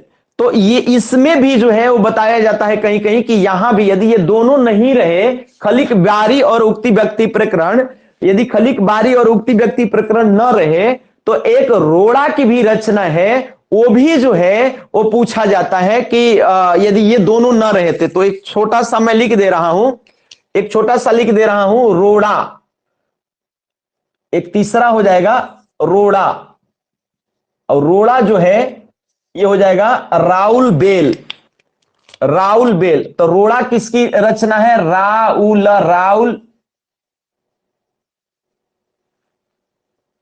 अरे उल्टा लिखा गया, राउल बेल जो है, राउल बेल ये रोड़ा की रचना है। अभी तो उल्टे लिखा रहा था। राउल बेल किसकी रचना है? रोड़ा की। तो ये भी छोटा सा लिख लीजिएगा कि रोड़ा की रचना राउल बेल है। इसमें भी बताया जाता है, इसमें भी बताया जाता है, इसमें भी जो है वो बताया जाता है कि जो है अमीर खुसरो का जो कार्यकाल था वह जो है वो 1253 से 1325 था। ये भी आप ध्यान में रखिएगा, चूंकि इनका कब थे, यानी 1253 से लेकर के लगभग जो है 1325 तक था अमीर खुसरो का। तो 1253 से लेकर के 1325 का मतलब कि ये जो थे वो 13वीं और 14वीं शताब्दी के कवि थे। मतलब कि ये आपको साहित्यकार थे, इतिहासकार थे, कई राजाओं को ये देखे थे अमीर खुसरो। तो ये अमीर खुसरो के बारे में बहुत कुछ है। तो अमीर खुसरो जो थे वो आपको 1253 से लेकर के 1325 तक इनका जो है वो काल था। ये अमीर खुसरो का 1253 से 1300, यानी 1253 का मतलब कि 13वीं शताब्दी और 1325 का मतलब 14वीं शताब्दी, यानी 13वीं से 14वीं शताब्दी में ये क्लियर हो गया था कि अवधि का वो जो है सो नाम आने लगा था कि ये अवधि में लिखा गया, ये अवधि में। तो खलिक बारी हो चाहे राउल बेल हो चाहे उक्ति व्यक्ति प्रकरण हो, इसमें जो है वो विचारकों ने, विद्वानों ने, हिंदी जो ये अवधि के जो विद्वान थे उन्होंने जो है वो इस तरीके से इनका वर्णन कर दिया था। तो इस प्रकार से जो है वो आपको इनका थोड़ा सा मैं लिख दे रहा हूं कि 1253 से, कहीं आप नोट कर लीजिएगा, 1253 से 1325 इनका था कार्यकाल। ठीक है, इनका कार्यकाल था। ठीक है। यदि अवधी भाषा का यदि प्रथम ज्ञात काव्य की चर्चा यदि की जाए, जो पिछला बार आपके एग्जाम में आया भी था, ठीक है, तो यदि अवधी भाषा का प्रथम ज्ञात काव्य, ध्यान दीजिएगा, अभी ये चर्चा कर रहे थे, जैसे मान लीजिए राउल बेल हो या फिर आपको उक्ति व्यक्ति प्रकरण हो या फिर आपका जो है सो खलिक बारी हो, तो इसमें अवधि का बस नाम आया था, बात समझिए, अवधि का सिर्फ नाम आया था, लेकिन प्रथम यदि ज्ञात यदि काव्य जो उपलब्ध है, यदि उसकी यदि आपको यदि चर्चा किया जाए तो फिर जो है वो कौन होगा। तो ये प्रश्न उठता है कि अवधी भाषा का प्रथम ज्ञात काव्य, यदि आप पढ़ते होंगे तो जरूर आप बता दीजिएगा, पिछला बार का एग्जाम का ये सवाल भी है। तो बताइए कि अवधी भाषा का प्रथम ज्ञात काव्य जो है वो किसका है। अवधी भाषा का प्रथम ज्ञात काव्य जो रहेगा वो किसका रहेगा। मुल्ला दाऊद का। गुड, मुल्ला दाऊद का क्या रहेगा, चंदायन। बहुत बढ़िया। तो मुल्ला दाऊद ये बहुत इंपॉर्टेंट है। तो इसलिए जो है, जो विद्यार्थी नहीं समझ रहे हैं, ध्यान नहीं दे पा रहे हैं, वो एक चीज लिख लीजिएगा कि अवधि का प्रथम ज्ञात काव्य, ये बहुत इंपॉर्टेंट है, बहुत बार पूछा जाता है। अवधि का जो है वो प्रथम ज्ञात काव्य जो है वो किसका रहेगा। तो पहले तो ये जो रहेगा इसका नाम है चंदायन। क्या नाम रहेगा, चंदायन। चंदायन बहुत इंपॉर्टेंट है। चंदायन मुल्ला दाऊद का है। किसका है ये, मुल्ला दाऊद का। मुल्ला दाऊद, मुल्ला दाऊद का जो है, मुल्ला दाऊद का। तो मुल्ला दाऊद का। तो इस तरीके से जो है मुल्ला दाऊद अवधि के प्रथम ज्ञात काव्य के रचनाकार मिलते हैं, चंदायन। क्या रहेगा, चंदायन। तो चंदायन जो है वो मुल्ला दाऊद की रचना है और बहुत प्रसिद्ध रचना है। मुल्ला दाऊद की जो है वो बहुत ही प्रसिद्ध रचना है। इनके बारे में कहा जाता है कि दाऊद कवि जे चंदा गाई, जे ई से सुने सोगा मुरझाई। तो इसलिए जो है दाऊद कवि जे चंदा गाई, दाऊद कवि जे चंदा गाई, जे सुने सो गा मुरझाई। तो ये दाऊद कवि के बारे में ये कहा जाता है कि इतनी इनकी मीठी जो है सो भाषा थी कि जो सुनता था वो खुद दावा करते थे, खुद लिखे थे। ये चंदायन में मुल्ला दाऊद खुद लिखते हैं कि हम जो गाएंगे, हम जो ये करेंगे, वो जो सुनेगा, जो गाएगा वो क्या होगा, मुरझा जाएगा। मतलब काफी इसकी मीठी भाषा थी। ठीक है, ये बताया जाता है। तो चंदायन जो था वो मुल्ला दाऊद का था और बहुत ही इसमें मिठास था, ये मिठास था। और पहली बार ऐसा हुआ कि मुल्ला दाऊद जो थे वो चंदायन लिख करके अवधि को जो है अचानक से, कहते हैं कि एक साधारण अवधि गलियों की भाषा थी, लेकिन इसको जो है साहित्यिक स्वरूप जो है पहली बार प्रदान करने का श्रेय मुल्ला दाऊद को ही जाता है, चंदायन के माध्यम से। चंदायन ये लिखते हैं मुल्ला दाऊद और पहली बार अवधि जो है वो क्या आ जाती है, वो एक पॉपुलैरिटी हासिल कर ली साहित्य के रूप में। तो ये सबसे इंपॉर्टेंट है चंदायन। चंदायन के बारे में कहा जाता है कि बहुत मीठा इन्होंने लिखा था। अवधि का प्रयोग जो है वो किस तरीके से हो रहा था, विशेष करके आप जान रहे हैं कि अवध का जो क्षेत्र है या जो कौशल का जो क्षेत्र है या जो अयोध्या का क्षेत्र है, वो भगवान राम का जो है जन्मभूमि भी रहा है। ठीक है, और वहां पर जो है वो राम को आधार बना करके जो है वो जो लिखा जाने लगा, जो साहित्य और जो ये पढ़ा जाने लगा, वह जो है वो राम की भक्ति को आधार बना करके, जैसे तुलसीदास का था, तो वहां पर भाषा जो प्रयुक्त किया गया वो अवधि को आधार बनाया गया। तो अवधि को ऐसे ब्रज में भी, बाकी बाद में लोग शिफ्ट हो जाएंगे, ब्रज में भी होगा, अवधि में भी होगा, लेकिन अवधि को बड़ा भारी पैमाने पे आधार बना करके जो है वो राम के बारे में बहुत कुछ लिखा गया, अवधि को आधार बना करके राम के बारे में। तो इसका जो प्रयोग हुआ अवधि का वो किस तरीके से हुआ, तो आप दो वेराइटी, दो लोगों को रखिए। एक आप मलिक मोहम्मद जायसी को एक तरफ रखिए और दूसरा तुलसीदास को रखिए। दोनों जो है आधार प्रदान किए। ये जो मलिक मोहम्मद जायसी लिख रहे हैं, जैसे पद्मावत आदि की रचना जो पद्मावत कर रहे हैं, वो बहुत ही ठेठ भाषा में लिख रहे हैं, यानी ये तद्भव निष्ठ अवधि का प्रयोग कर रहे हैं। इसमें जो है साधारण देहाती या ठेठ कहते हैं अवधि, उसका ये प्रयोग कर रहे हैं। लेकिन जो तुलसीदास जो यूज कर रहे हैं रामचरितमानस में, वो संस्कृत के बहुत सारे शब्दों का, अधिकांश शब्दों को पकड़ पकड़ के डायरेक्ट उठा उठा करके, यानी तत्सम निष्ठ उनका जो है था, ये तुलसीदास की जो भाषा थी वो तत्सम निष्ठ थी। तो ये थोड़ी सी क्लिष्ट थी, जटिल थी तो तुलसीदास की। लेकिन मलिक मोहम्मद जायसी थी, इसका प्रयोग आप एक बार हेडिंग डाल लीजिएगा कि अवधी भाषा का जो है, अवधी का प्रयोग कैसे कैसे विद्वानों ने किया। तो एक हेडिंग हो जाएगा कि अवधी का प्रयोग जो है वो किस तरीके से विद्वानों ने किया, अवधी का प्रयोग। तो अवधी का जो प्रयोग किया गया, अवधी का क्या किया गया, प्रयोग जो किया गया, अवधी का जो प्रयोग किया गया वो दो तरीके से, एक संस्कृत निष्ठ और दूसरा जो है सो देशज। पहला जो है वो संस्कृत निष्ठ तरीके से हुआ, पहला जो प्रयोग हो गया वो संस्कृत निष्ठ प्रयोग हो गया, और दूसरा जो है वो देशज कह सकते हैं, या आप इसको ठेठ भाषा के रूप में आप कह सकते हैं। संस्कृत निष्ठ का मतलब ये हो गया कि इसमें तत्सम शब्दों का यूज भरपूर हो गया। तो इसमें हम लोग क्या कहेंगे कि इसमें जो है तत्सम शब्दों का, आप तत्सम तद्भव समझते होंगे तो इसको आप तत्समगत कह दीजिए, और इसको आप जो है वो तद्भवगत आप कह दीजिए, ये ठीक रहेगा। तो संस्कृत निष्ठ जो प्रयोग जो किया गया वो आपको एक अलग लोग थे, इनको फॉलोअर करने वाले अलग थे। जैसे तुलसीदास रामचरितमानस में यूज करेंगे, और पद्मावत में जो है मलिक मोहम्मद जायसी देशज या ठेठ भाषा का यूज करेंगे, ठेठ अवधी का, और इनको भी फॉलो करने वाले ढेर सारे लोग होंगे।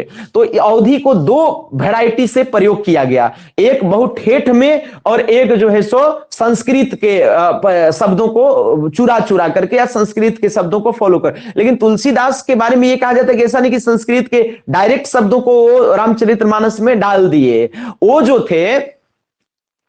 थे वो संस्कृत के शब्दों को परिवर्तित कर देते थे, थोड़ा सा बदल करके जो है यूज करते थे। तो इसलिए संस्कृत के शब्दों का या तत्सम शब्दों का औधीकरण किसने किया था?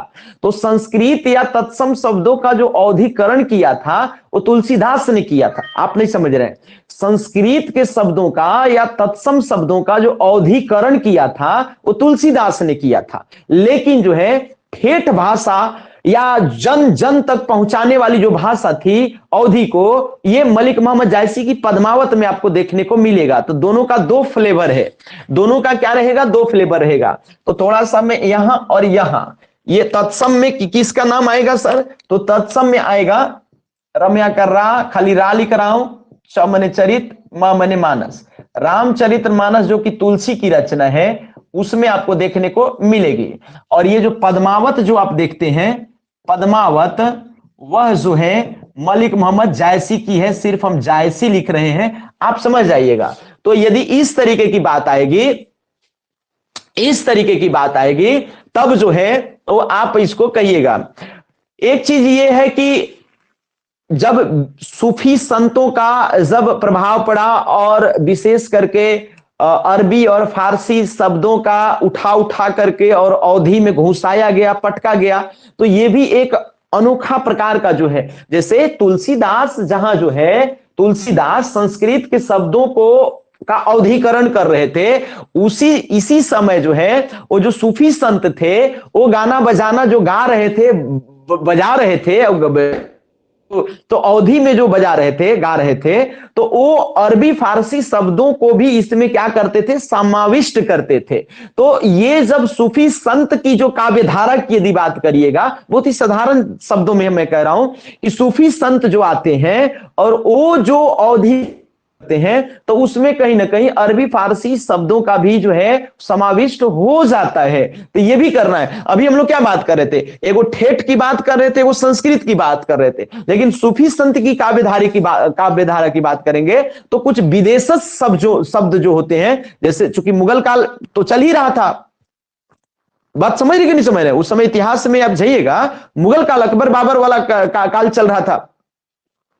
तो ऐसे कंडीशन में जो है, जो उधर से पश्चिम से जो ईरान, इराक, अफगानिस्तान के क्षेत्र से जो है वो अरबी फारसी जो शब्द था उसका भी जो है भरपूर समाविष्ट किया गया सूफी संतों के द्वारा। तो एक हेडिंग हम लोग ये बना लेंगे कि सूफी संत एक आप हेडिंग इस तरीके से बनाइएगा कि सूफी काव्य धारा में अवधि का विकास किस प्रकार से होगा। अवधि का विकास, तो सूफी काव्य धारा में भी जो है वो अवधि का भरपूर विकास होएगा, ये भी आपको जानने की आवश्यकता है।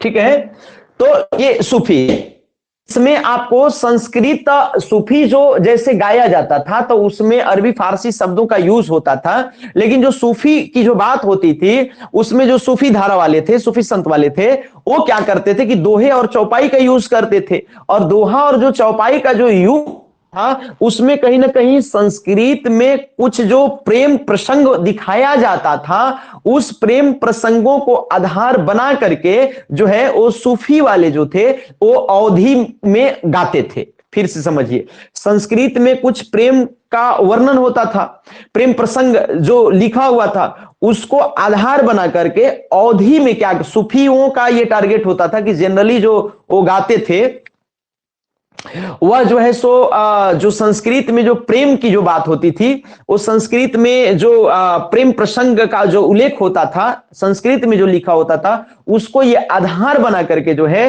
वो क्या गाते थे, अवधि में भी क्या करते थे, गाते थे, अवधि में भी गाते थे। तो इस तरीके से जो है वो थोड़ा सा ये आप एक लाइन नोट कर लीजिएगा कि जैसे लोक भाषा की प्रेरणा उस समय होती थी, माने लोकल जो लैंग्वेज होता था उसका प्रेरणा संस्कृत होता था। क्या होता था, संस्कृत। संस्कृत में भी जो है संस्कृत की प्रेम कथा को आधार बना करके और जो लोक कथा गाने वाले या कहने वाले लोग होते थे वो कह देते थे संस्कृत के प्रेम कथाओं का ये करके। एग्जाम्पल के तौर पर जैसे उर्वशी का नाम सुने होंगे और पुरुरवा, तो उर्वशी और पुरुरवा की कहानी या फिर उषा या अनिरुद्ध की कहानी आप सुनते होंगे, उषा अनिरुद्ध की कहानी या फिर मालती माधव की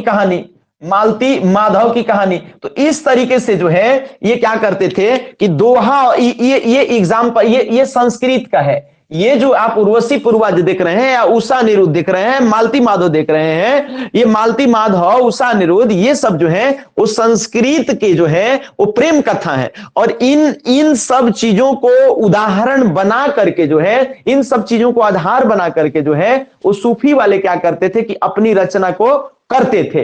तो किसको आधार बना करके, संस्कृत की प्रेम कथाओं को, जैसे उर्वशी पुरुरवा हो गया या फिर जो है सो उषा अनिरुद्ध हो गया, मालती माधव हो गया। तो इस तरीके से ये क्या करते थे, दोहा के रूप में, ये क्या करते थे, दोहा या चौपाई में क्या करते थे, रचना करते थे। दोहा और चौपाई में जो है वो रचना करते थे। तो यहां तक आप समझ गए कि सूफी काव्य में जो है वो, अच्छा एक और जो है, एक और रचना बहुत इंपॉर्टेंट है जिसके बारे में आप जानते होंगे, मैं आपको बस लिख रहा हूं कि कुतुब कुतु कुतु कुतु कुतुबन की जो रचना थी वो क्या थी, नहीं पता होगा। कुतुबन की जो रचना थी वो मृगावती बहुत प्रसिद्ध रचना है। तो इस समय कुतुबन की जो रचना, जैसे अभी आप देखें कि जैसे मलिक मोहम्मद जायसी की पद्मावत या फिर तुलसीदास की जो है सो रामचरितमानस, उसी या फिर आप मुला दाऊद की क्या देखे थे, चंदायन। तो इसी तरीके की एक रचना जो है वो कुतुबन की मृगावती थी जो बहुत प्रसिद्ध थी, और ये जो है वो सूफी काव्य धारा के अंतर्गत लिखी गई थी। सूफी काव्य धारा के अंतर्गत जो है मृगावती जो है वो आपको कुतुबन की रचना थी जो आपको लिखी गई थी। तो ये बहुत इंपॉर्टेंट है, ये कई बार पूछा गया है कि कुतुबन जो है वो किसकी रचना है, मृगावती जो है किसकी रचना है, मृगावती जो है किसकी रचना है, तो कुतुबन की रचना है। मृगावती जो है वो किसकी रचना है, तो कुतुबन की रचना है। मृगावती जो है वो किसकी रचना है, तो ये कुतुबन की रचना है। मृगावती जो है वो किसकी रचना है, कुतुबन की रचना है। मलिक मोहम्मद जायसी के बारे में कहा जाता है कि ये लगभग 14 ग्रंथों की रचना किए थे अवधी भाषा में। 14 ग्रंथ इनके थे, सब उपलब्ध नहीं है, सब इंपोर्टेंट भी नहीं है। जब उपलब्ध नहीं है तो इंपोर्टेंट कहां से होगा। लेकिन पद्मावत सबसे इंपोर्टेंट है और सबसे ठेठ भाषा में लिखा गया था, बहुत ही सरल, सहज और देशज और कह सकते हैं कि तद्भव तद्भव शब्दों का काफी यूज किया गया था। एकदम जो है कह सकते हैं कि इसके पहले वाले जो लोग थे वो जैसे अपभ्रंश या फिर जो पहले की जो भाषा थी संस्कृत वगैरह, उसका यूज किया जाता था। लेकिन ये एकदम ठेठ भाषा का यूज करके जो है वो ये विशेष करके तद्भव शब्दों का यूज करके जायसी जो है वो अवधि को अजर अमर कर दिए। अवधि को अजर अमर करने में मलिक मोहम्मद जायसी का महत्वपूर्ण योगदान है। कुतुबन का जो मिर्गावती जो है वो सूफी धारा का एक बहुत बेहतरीन रचना है। लेकिन जो है मलिक मोहम्मद जायसी की रचना जो है 14 ग्रंथ में आपको लिख देता हूं, ये जरूरी वाला चीज है कि मलिक मोहम्मद जायसी की जो है इसकी रचना, ये जरूर ध्यान रखिए कि किंतु सर्वाधिक जो महत्वपूर्ण रहेगा, सर्वाधिक महत्वपूर्ण जो रहेगा वो जायसी की रचना होगी।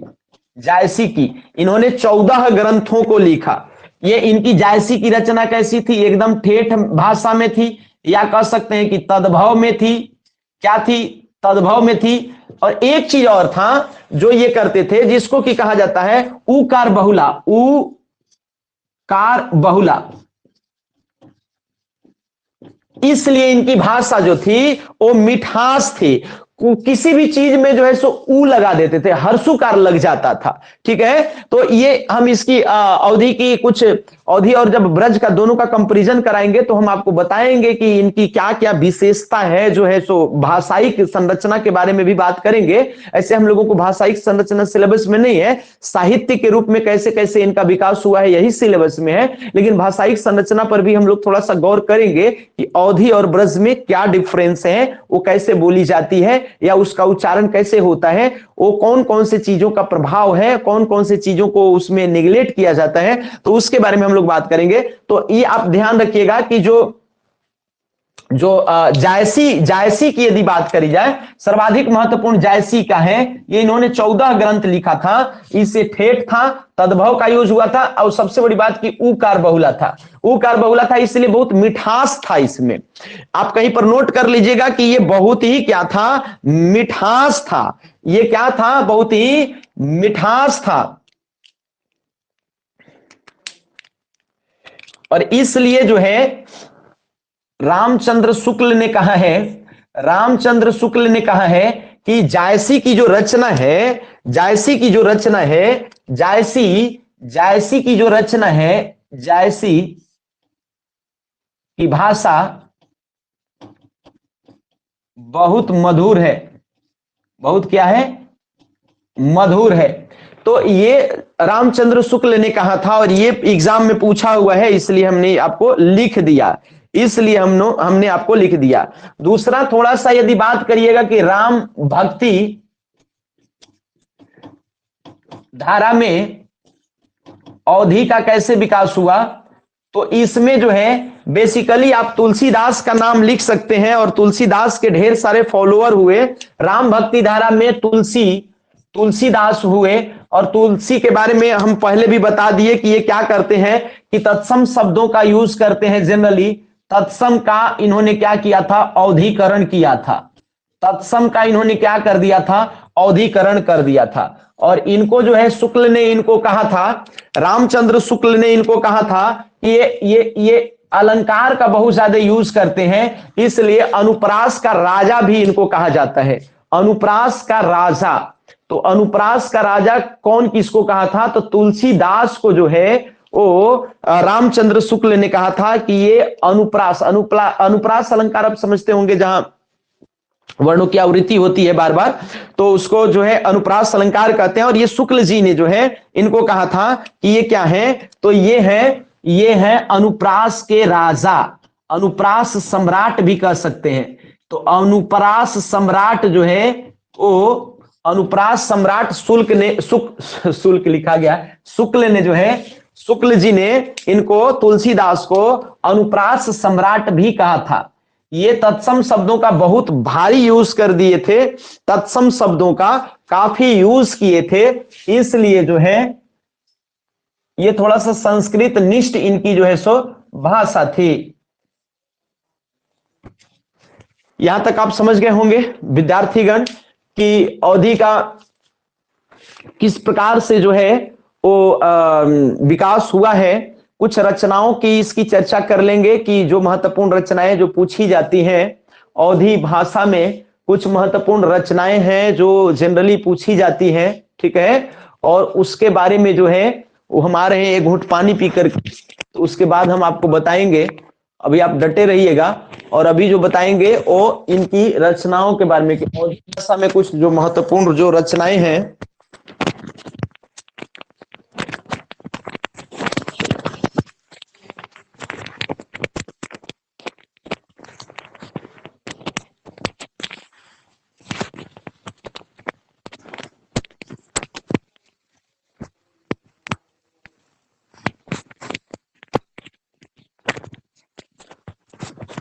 ये तो खुल ही नहीं रहा है कि हम जाएंगे, ये खुले तब तो हम जाएंगे।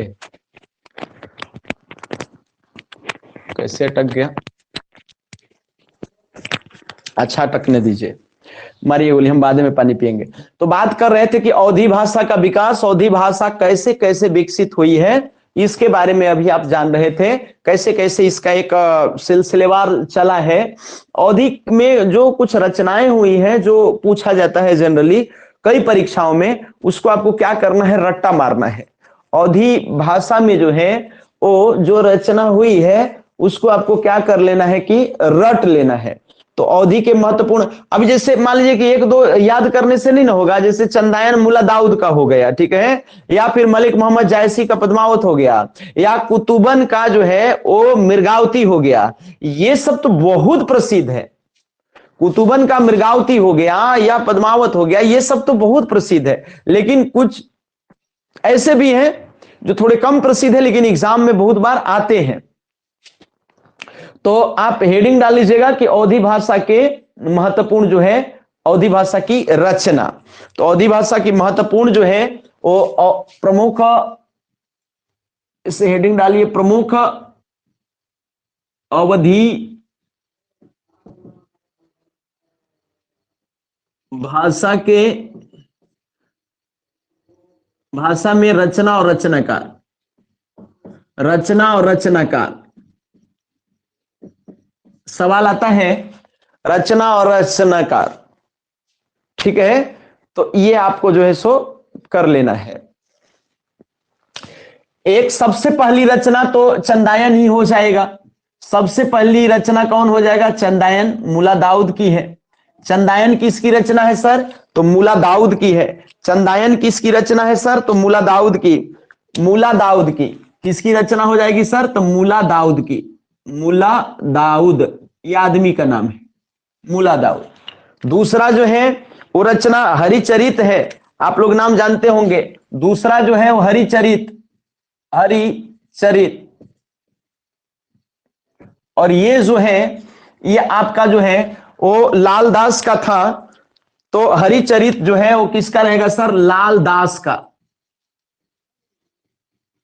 लाल दास का। चंदायन आप देख रहे हैं मुला दाऊद का है। चंदायन किसका है? मुला दाऊद का है। हरिचरित जो है वो लाल दास का है, ठीक है।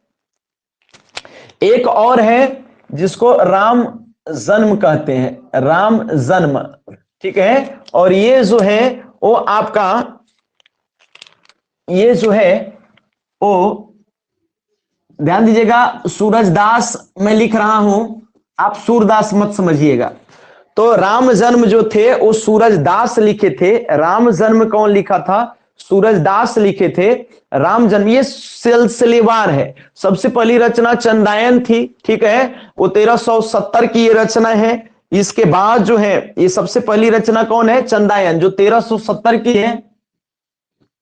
ये लगभग 1400 ईस्वी के आसपास का है। ये लगभग 1500 ईस्वी के आसपास का है, ठीक है। इसके बाद जो है तो 1370, 1400, 1500, ये तो ये आप 1500 तक तो यहां हो गया। इसके बाद अब 1501 दो में आएगा।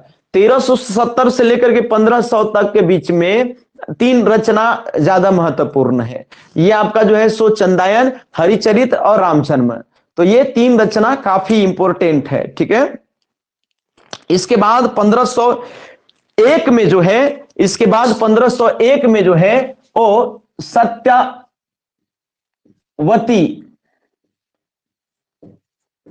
कथा, और इसके इसके जो रचनाकार होंगे ईश्वर दास होंगे। तो सत्यवती कथा के जो रचनाकार होंगे वो ईश्वर दास। इसके बाद इसी के बीच में फिर ये मृगावती का टाइम आएगा। कुतुबन जो लिखे थे मृगावती, ठीक है, तो इस तरीके से कुतुबन की एक रचना है मृगावती। तो मृगावती जो है, मृगावती किसने लिखा? तो मृगावती जो है 1503 में कुतुबन ने लिखा था, और ये इंपॉर्टेंट है, कई बार पूछा है। ध्यान दीजिएगा, इसमें जो इंपॉर्टेंट है उसके बारे में हम आपको बताते चलेंगे।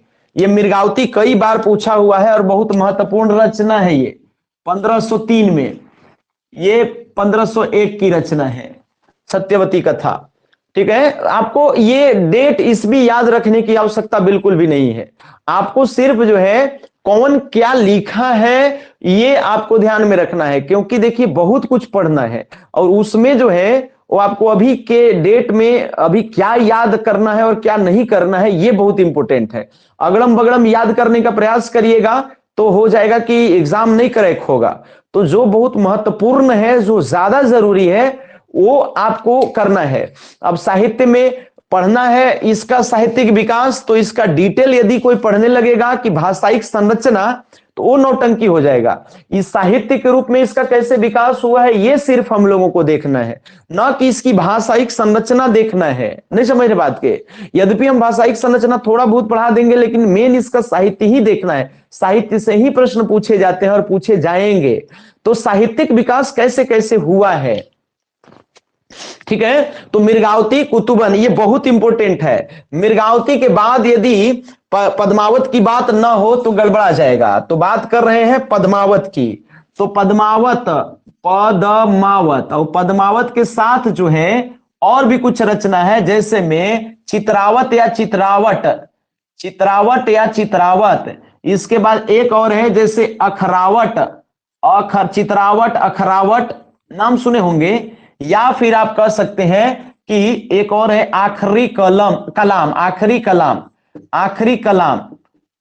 कलाम, या फिर दूगो नामा करके है। एक है कहरनामा और दूसरा जो है वो है मसलानामा।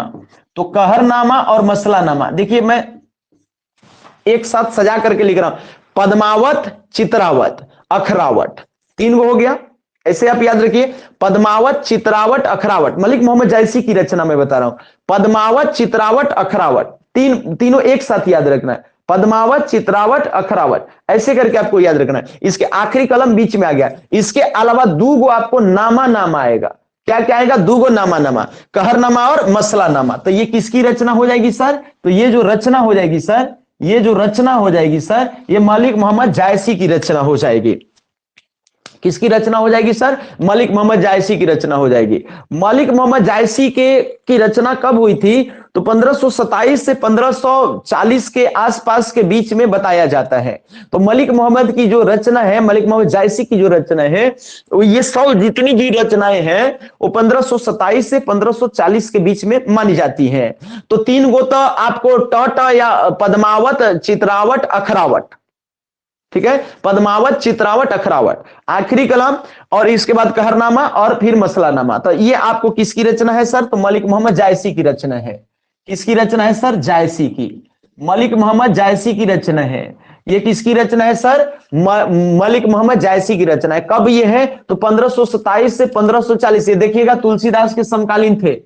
1527 से 1540 के बीच में तुलसीदास के समकालीन थे मलिक मोहम्मद जायसी, ठीक है।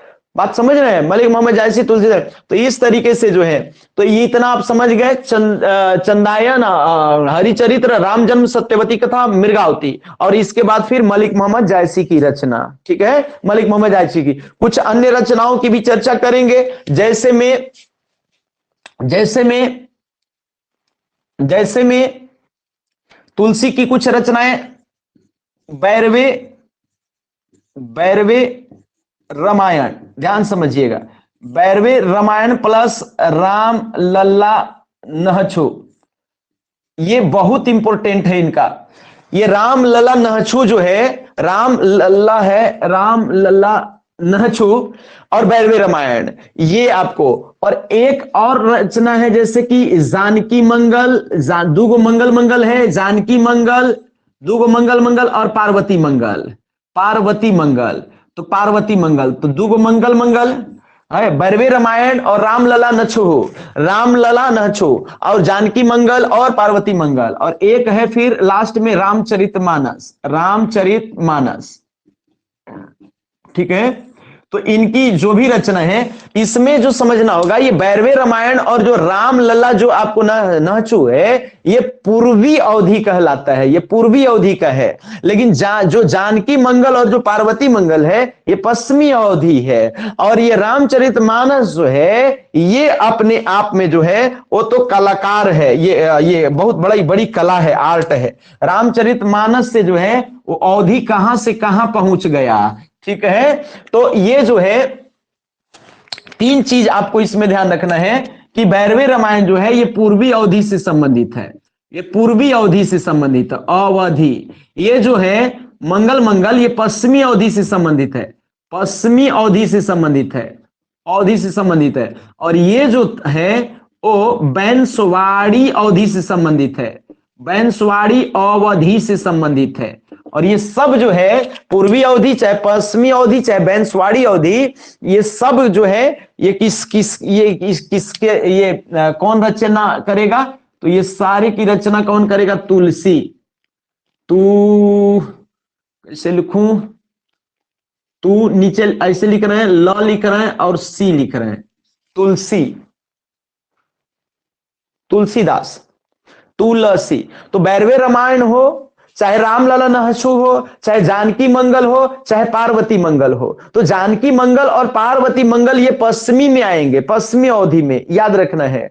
तो जानकी मंगल और पार्वती मंगल पश्चिमी अवधि में आएंगे। और जबकि बैरवे रामायण और रामलला नहछो जो है ये आपको पूर्वी अवधि में आएंगे। रामचरितमानस जो है वो आपको बैंसवाड़ी अवधि, यदि बैंसवाड़ी न रहे ऑप्शन में, सिर्फ अवधि रहे तो चलेगा, पूर्वी पश्चिमी अवधि ना रहे तो चलेगा। लेकिन आपको जो है तुलसीदास तो याद रहना चाहिए ना, तुलसीदास तो याद रहना चाहिए। तो बैरवे रामायण और रामलला नहछो, जानकी मंगल, पार्वती मंगल, ये सब अवधि की रचना है, ये सब अवधि की रचना है, ठीक है। यहां तक हो गया, यहां तक हो गया।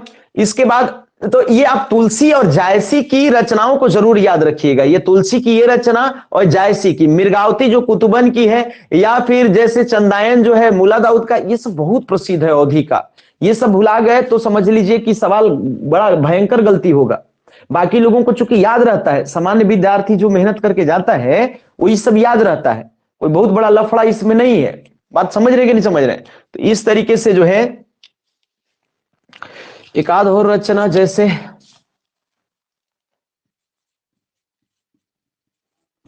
अष्टयाम, ये नामदास का है।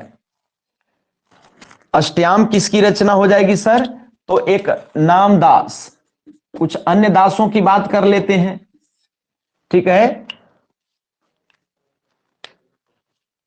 हरिचरित के अलावा जो है वो अवध विलास एक छूट रहा है, तो अवध विलास मैं यहां पर लिख रहा हूं, हरिचरित प्लस अवध विलास, हरिचरित प्लस यहां थोड़ा सा लिख रहा हूं अवध विलास, अवध विलास।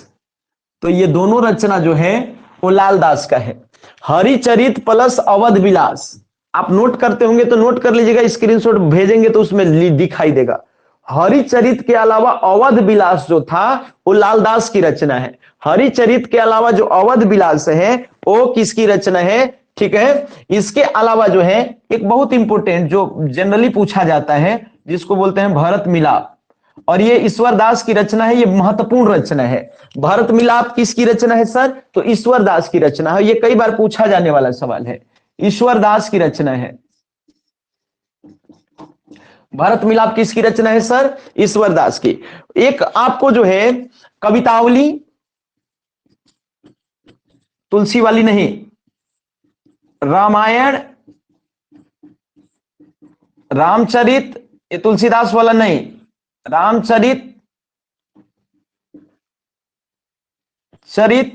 ये रामचरण दास लिखे थे कवितावली, जो अवधि में है। तो अवधि में जो कवितावली रामायण या रामचरित लिखा गया है वो किसने लिखा है? अवधि में कवितावली रामायण प्लस रामचरित मानस नहीं, सिर्फ रामचरित, रामायण और कवितावली जो तुलसीदास का नकल है। तो तुलसीदास का नकल टाइप का जो है उनके नाम से कौन लिखा था? तो उसका नाम था रामचरण दास। रामचरण दास। तो रामचरण दास की जो है वो तीन चीजें आप याद रखिएगा, कवितावली, रामायण और रामचरित मानस। ठीक है। बैरवे रामायण जैसे तुलसीदास लिखे थे, तो एक बैरवे नायिका भी लिखा गया है। तो बैरवे नायिका किसके द्वारा लिखा जाएगा? जिस प्रकार से तुलसीदास लिखे थे, तो बैरवे नायिका भेद, ये जो है वो रहीम की रचना होगी। ठीक है। एक चित्रावली है, ध्यान दीजिएगा, चित्रावली या चित्र रेखा भी कहा जाता है इसको। तो चित्रावली या चित्ररेखा या चित्रलेखा, इस तरीके का एक रचना आपको मिलेगा। चित्रावली, चित्रलेखा या चित्ररेखा, चित्रावली, चित्रावली। और ये कौन रहेगा? ये उस्मान की रचना है। ये किसकी रचना है सर? उस्मान की। ध्यान दीजिएगा, जितनी रचनाओं को हम लिखवा रहे हैं वो आपको जो है, एक और बहुत इंपॉर्टेंट है जिसका नाम है बहुपति, बहुपति नहीं बहुपाती। और ये बहुपाती दो लोगों का है, एक दुखहरण दास का है और एक हुसैन अली का है। तो इसको जरूर आपको याद रखना है कि बहुपाती किसकी रचना है। तो एक दुखहरण दास का है, दुखहरण दास प्लस हुसैन अली का, हुसैन अली का। तो दुखहरण दास और हुसैन अली जो है वो आपको जो है वो क्या लिखे हैं? ये लिखे हैं। इन सभी से इंपॉर्टेंट आपको जो है वो इंद्रावती है, इंद्रावती, इंद्रावती। और ये बहुत इंपॉर्टेंट है, इसको नूर मोहम्मद लिखे हैं। और इंद्रावती को कहा जाता है, रामचंद्र शुक्ल ने इंद्रावती को कहा है कि अवधी भाषा का ये सबसे अंतिम ग्रंथ है, अंतिम लिखा गया है। तो जो नूर मोहम्मद ने जो इंद्रावती लिखा है उसको रामचंद्र शुक्ल ने ये कहा है कि सबसे लास्ट है अवधी का। तो अवधी का लास्ट जो है, अंतिम जो है वो बताया है साहित्य किसको? ये इंद्रावती को, रामचंद्र शुक्ल ने। तो इस इंद्रावती किसने लिखा? नूर मोहम्मद ने लिखा। ये इंपॉर्टेंट है सर। नूर मोहम्मद ने लिखा है इसको। तो ये इंपॉर्टेंट है सर। ठीक है, ये इंपॉर्टेंट है, ये इंपॉर्टेंट है। एक आध और जैसे नूरजहां, तो ये ख्वाजा अहमद ने लिखा है। एक प्रेम दर्पण नसीर ने लिखा है। एक आपको तो नूरजहां किसने लिखा? तो नूरजहां जो लिखा हुआ है वो ख्वाजा, ये जो मैं बता रहा हूं इंपॉर्टेंट, ख्वाजा अहमद, मोहम्मद नहीं अहमद, ख्वाजा अहमद। प्रेम दर्पण जो रहेगा वो मोहम्मद नासिर की रचना होगी, मोहम्मद नासिर की रचना होगी। ठीक है, यहां तक आप समझ गए। एक दो और रचना ऐड कर देता हूं, जैसे न्यायत खान का कुछ रचना, जैसे कनकावती या कामलता, या फिर मधुकर और मालती, मधुकर प्लस मालती, ये किसकी रचना है सर? तो ये आपको जो है कनकावती और कामलता, मधुकर और मालती, ये जो है रचना रहेगा, ये आपको न्यामत खान का रहेगा, न्यामत खां का रचना रहेगा। नीचे हम कर रहे हैं, आप देखिएगा। तो न्यामत खान का 4 रचना है, कनकावती और कामलता और मधुकर और मालती, ये न्यामत खां की रचना है। तो आप इसको ये देख रहे होंगे। तो अवधि में मेन साहित्यिक विकास पढ़ना है और साहित्य का कैसे कैसे विकास हो गया, मेन तो ये पूछा जाएगा कि ये आपको रटना है। अभी फिलहाल जो है वो आपको क्या कर लेना है, इसको याद कर लेना है, याद करके आना है। इतनी रचनाओं को अभी हम स्क्रीनशॉट भी भेज दे रहे हैं। तो इतनी रचनाओं को आपको क्या कर लेना है कि कंठस्थ कर लेना है, तब जाकर के आपको यहां से प्रश्न धराना शुरू होगा, नहीं तो गड़बड़ा जाएगा। इतना याद करके नहीं आइएगा तो फिर क्या हो जाएगा कि देखो, बहुत ज्यादा आपको गोता नहीं लगाना है, कुछ चीजों को बस याद रखना है, काम हो जाएगा। ठीक है, तो आज की क्लास को हम इतने पे खत्म करते हैं। आज अवधि के बारे में कुछ कुछ बात हुआ है और ब्रज भाषा की बात करेंगे और दोनों को कंपैरिजन करा देंगे। फिर आपका जो है वो क्या हो जाएगा कि ये चैप्टर भी खत्म होगा। फिर हम लोग धीरे धीरे हिंदी में, ये थोड़ा सा देखिए, ये जो सेक्शन है वो थोड़ा सा बोरिंग टाइप का है। ये जो सेक्शन है वो थोड़ा सा याद करने वाला, रटने वाला है। जब हम लोग पढ़ते थे तो सैकड़ों सैकड़ों चीजों को रट लिया करते थे। तो बिना रटे काम होएगा नहीं, नहीं रटिएगा तो सब गड़बड़ हो जाएगा। तो इस तरीके से जो है वो, हम लोग इलाहाबाद में रहते थे, इलाहाबाद में तो हिंदी बहुत प्रसिद्ध था। तो इतना ज्यादा पढ़ने का एक माहौल होता था, इतना ज्यादा लोग कंपटीशन में याद कर लेते थे कि एकदम रेडियो की तरह आप पूछिए वो शुरू हो जाता, तो जो है वो चुप ही नहीं होता। तो अभी तो आपको याद करना ही पड़ेगा, जो है कंठस्थ करिएगा तो ज्यादा ठीक रहेगा। ठीक है, तो आज के लिए आपको बहुत बहुत धन्यवाद। हम इसका स्क्रीनशॉट भेज रहे हैं, इसको आप समझ गए होंगे। ब्रज भाषा समझने में अब आपको आसानी होगा, जब आप अवधि काम भर समझे हैं तो ब्रज भाषा आपको समझने में सहूलियत होगी। ठीक है, और आगे इसी तरीके से हम लोग करेंगे। थोड़ा बहुत आप हिंदी साहित्य का इतिहास खुद पढ़ते चलिएगा। हम इसको और आपका जो ये है क्या उसको बोलते हैं, पद जो खंड है, वो हम आहिस्ता आहिस्ता इसको, ये दोनों को निकालते चलेंगे। इससे आपका काम आसान होते चला जाएगा। आज के लिए आप सभी का बहुत बहुत धन्यवाद, बहुत बहुत धन्यवाद आप।